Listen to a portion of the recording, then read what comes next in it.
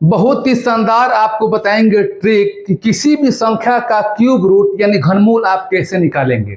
देखिए, आपके सामने 4 प्रश्न है, चारों अलग अलग संख्या है।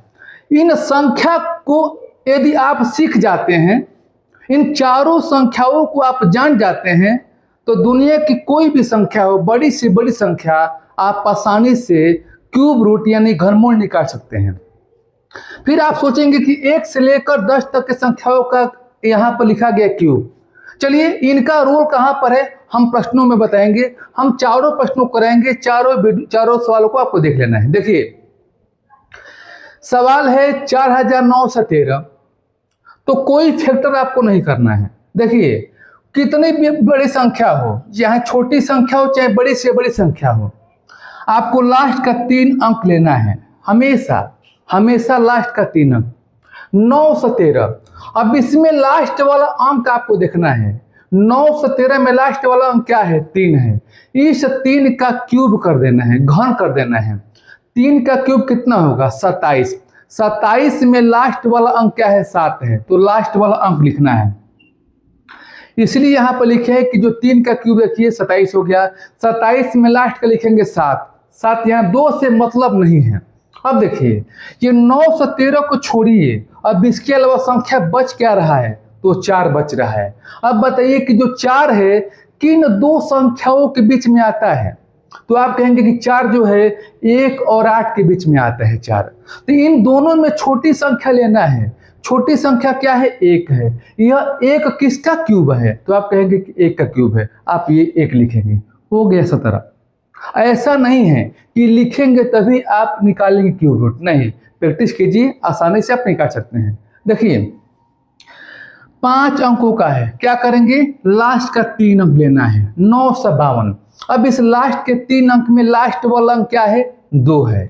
इसका क्यूब करेंगे। 2 का क्यूब देखिए सबको मालूम है 8, और देखिए यहाँ लिखा भी गया है, तो आप लिखिए 2 का क्यूब कितना हो गया? 8 हो गया। अब 9 से 52 को छोड़िए, इसके अलावा संख्या बचा क्या? तो 21 बचा। 21 किन 2 संख्याओं के बीच में आता है?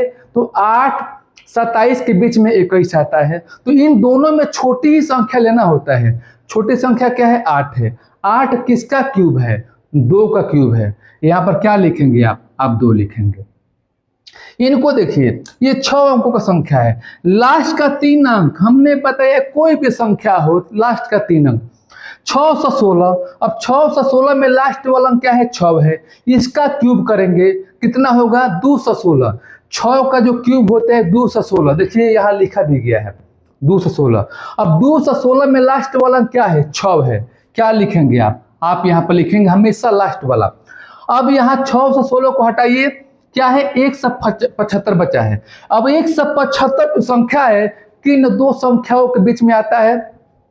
तो 125 और 216 के बीच में आता है 175। तो इन दोनों में छोटी संख्या क्या है? 125 है। इसका क्यूब है 5 का। हो गया। इनको देखिए कितनी बड़ी संख्या है। आप यहां देखिए, ये लेंगे 2 से 8। 2 से 8 में देखना है कि 8 का लास्ट वाला का क्यूब क्या होगा? लिखा गया 5 से 12। तो 5 से 12 में लास्ट वाला क्या है? 2 है। अब देखिए, अब बचा क्या? 1061 बचा। ये किन 2 संख्याओं के बीच में आता है?